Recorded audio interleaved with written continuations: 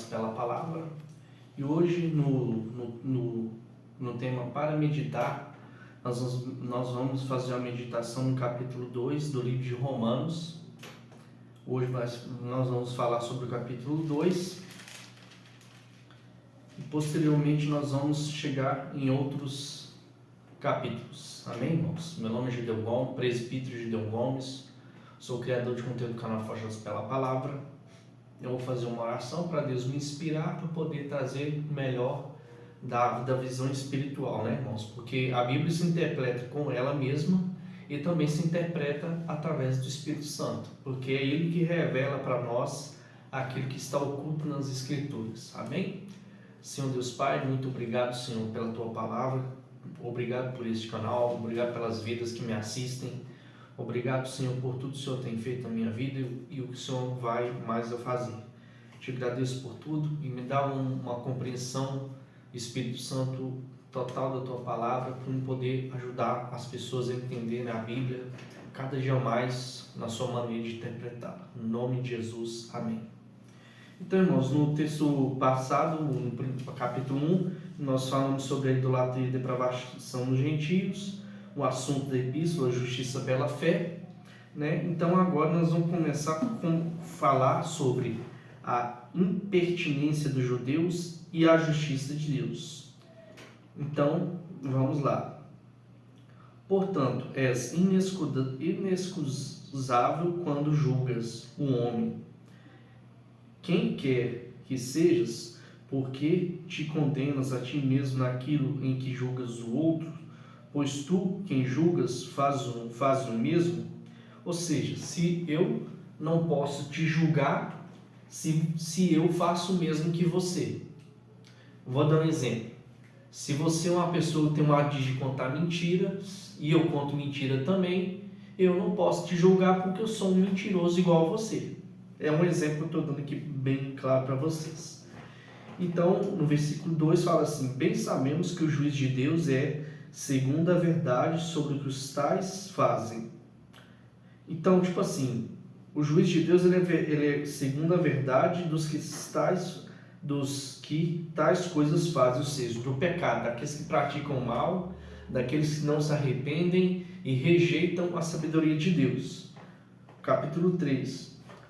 E tu, homem, que julgas os que fazem tais coisas, que fazendo-as tu, escaparás do juízo de Deus? Ou seja, para eu falar que você não pode, se você contar mentira, você vai para o inferno, eu também não posso contar mentira, porque tipo assim, se eu falar que eu sou de Deus, eu minto, eu traio a minha esposa e eu pratico uma vida de adúltero, eu não vou herdar o reino dos céus também, assim como as pessoas que fazem essas práticas, né?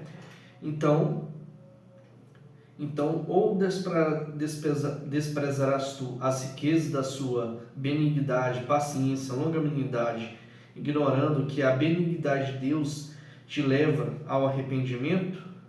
Né? O capítulo 4. Versículo 5. Mas, segundo a tua dureza, a dureza do teu coração impertinente, em tesouras para ti no dia da ira da manifestação do juízo de Deus. Esse texto, irmão, fala para aquelas pessoas no livro de Romanos, os cristãos que não se arrependem, que julgam os outros, mas fazem as mesmas práticas. Como eu vou dar um exemplo para você. Eu só posso a reta justiça, eu só posso julgar uma pessoa se eu não estiver praticando o que ela faz, né? Então, a palavra de Deus nos evangelhos e nas epístolas dos apóstolos, eles falam, principalmente Paulo, sobre santidade, que nós devemos fugir das práticas que foram faladas em Romanos 1, né, quando foi falado sobre a fé dos romanos e as práticas de provação que Deus desaprovava na vida dos romanos. Então aqui Deus entra para o mesmo critério, que a gente não pode julgar ninguém, sendo que se a gente vai fazer mais que uma pessoa, a gente não tem direito de julgar, né? Então vamos lá, capítulo 5. Mas segundo a dureza do teu coração impertinente, entesourarás ira para ti no dia da manifestação do juízo de Deus. Capítulo 6, versículo 6, o qual recompensará cada um segundo as suas obras. Ou seja, a salvação, irmãos, ela não vem pelas obras. A salvação, ela vem por você crer na pessoa de Jesus. Somente assim você pode ser salvo. Crer na obra da cruz, crer em tudo aquilo que Jesus fez, que Ele entregou a nossa vida. Então, como as obras não podem nos salvar, então Ele falou que a pessoa está trazendo para si a ira de Deus no dia do juízo, né? No dia do juízo, o dia que todo ser humano estará presente em Deus para ser julgado segundo as suas obras, segundo as obras boas e ruins, né? Exceto para aquele que está em Cristo Jesus, ele não será julgado. Eu vou mostrar aqui mais textos aqui durante a nossa leitura aqui. Nós temos muita coisa para aprender aqui nesses textos que Deus vai nos dar à luz. Então, irmãos, Deus, Ele vai recompensar cada um segundo as suas obras, né? Aí depois, mais para frente, eu vou voltar nesse assunto de novo para vocês entenderem. A saber que a vida eterna é aos que, com que perseverança fazer o bem, procuram glória e honra e incorrupção, né? Então, a vida eterna é para quem busca, os que buscam perseverança em fazer o bem, procuram glória e honra e incorrupção. Ou seja, aquelas pessoas que procuram fazer o bem, elas perdão, irmãos, elas procuram para elas praticar coisas boas, coisas agradáveis a Deus, para poder, né, esperando o grande dia chegar. Então vamos lá, versículo 8. Mas a indignação e ira aos que estão tão contenciosos e desobedientes à verdade, obedientes a iniquidades, a tribulação e a angústia sobre toda a alma do homem que faz o mal, primeiramente do judeu, também no grego. Capítulo 10, versículo 10. Glória, porém, e honra e paz a qualquer que faz o bem, primeiramente judeu, também ao grego. Versículo 11. Porque para Deus não há acepção de pessoas. Deus não faz acepção de pessoas. Deus não vai olhar para você porque você é negro, ou porque você é mulher, ou porque você é deficiente. Deus não faz acepção de pessoas. Deus não faz acepção de pessoas, mas Deus faz acepção de pecado. O pecador que no batismo significa arrependimento. No batismo você confessa a Jesus como seu Salvador, é uma confissão pública da sua fé, e você, a partir dali, você tem que ser nova criatura. Você não pode viver, quando você batiza, você não pode viver mais na prática do pecado. Se você trair a sua esposa, você tem que parar de trair a sua esposa, pedir perdão e buscar a restauração do casamento. E isso diz para todos os pecados, inclusive das pessoas que preferem se relacionar com pessoas do mesmo sexo, que a Bíblia categoricamente reprova. Não tem nenhum texto falando mal dos homossexuais.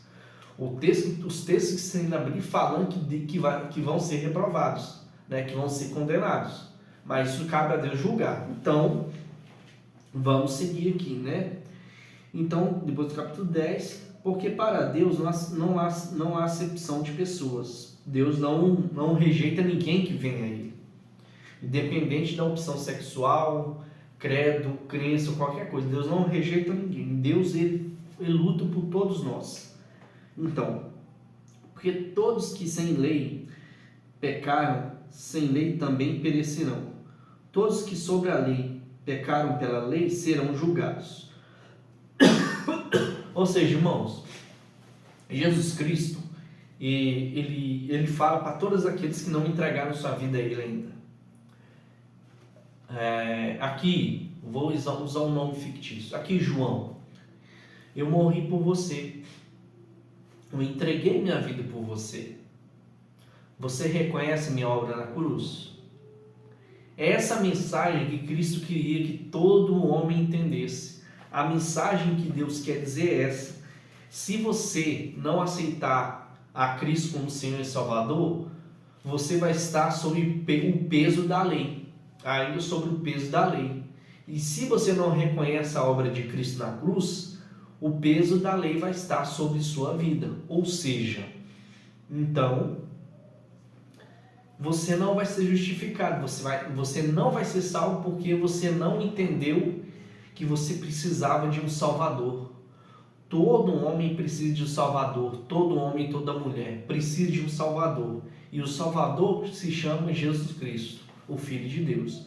Então, através da obra de Cristo, nós somos justificados e temos que buscar uma vida santa, uma vida que a gente pratica santidade, que a gente rejeita as orgias, as obras da carne, as coisas que Deus não agrada. Amém, irmãos? Então, vamos lá.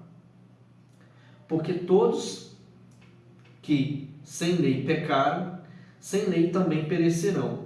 E todos o qual sobre a lei pecaram, pela lei serão julgados. Ou seja, se você escolhe viver pela lei, se você fala assim, eu não sigo a lei, eu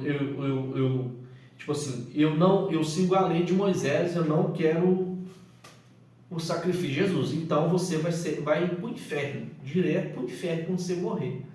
É isso que a Bíblia está querendo dizer para nós, amém, irmãos? É isso que o Espírito Santo revela. Outra coisa, versículo 14, porque quando os gentios que não têm lei fazem naturalmente as coisas que são da lei, não tendo eles a lei, para si mesmos são lei, os quais mostram a obra da lei escrita no seu coração, testificando juntamente a sua consciência e os seus pensamentos, quer acusando-os ou defendendo-os. Capítulo 14 ele fala que quando os gentios não têm, tem coisas, irmãos, na lei de Moisés, coisa que é rudimento da lei, tipo assim, perdão, tem pessoas que nunca traíram suas esposas e sem saber que estava na lei. Hoje todo mundo sabe que adulterar é pecado, que roubar é errado, e tudo isso fala na lei, tudo isso fala na lei de Moisés. Então as pessoas faziam a lei sem saber que isso estava na lei. Igual tem coisa aqui que fala que adulterar é errado, é porque todo mundo sabe que é errado, porque onde que está? Isso permeia a sociedade. Está na Bíblia, é a Bíblia que fala. Capítulo 15, então mostra a lei escrita no seu coração, testificando juntamente na sua consciência e os seus pensamentos, quer acusando-os, quer defendendo-os. No dia em que Deus há de julgar os segredos dos homens, por Jesus Cristo, segundo o meu evangelho. Então, os judeus são indesculpáveis, a verdadeira circuncisão. Então, irmãos, o apóstolo Paulo, ele foi o único apóstolo que entendeu a graça, que entendeu o evangelho da graça de Cristo, e nas cartas dele, ele fala abertamente sobre isso, sobre como viver na graça, como entender a graça. Então, eu vou ler o parte 17, a partir do versículo 17 agora, para a gente colocar diante de vocês aqui. Então, eis que tu tens por sobrenome judeu e repousas na lei, e te glorias em Deus. 18. Sabeis a sua vontade e provas as coisas excelentes, sendo instruído por lei, né? Então está falando sobre a pessoa que pratica a lei. 19. Confias e é guia dos cegos, à luz dos que estão em trevas. Ou seja, quem confia na lei está em trevas, porque a lei não justifica ninguém. O que justifica é o sangue de Cristo. Lá em Hebreus nós vamos ver coisas importantes sobre essa questão que a lei não tem poder para nos justificar, que o sacrifício de animais é uma coisa vã. Isso foi abolido da lei de Moisés. E é importante a gente entender essas coisas. Então, as pessoas que andam na lei, os mestres da lei, como Jesus falou, que eles são guias cegos. Embora hoje nós tenhamos muitos fariseus né, no meio da sociedade, muitos falsos profetas pregando, falando heresias, principalmente as que adivinham CPF, adivinha identidade dos outros. Isso, irmãos, não é Espírito Santo, isso é espírito de adivinhação. E eu vou gravar um vídeo falando sobre isso. Então vamos lá, irmãos.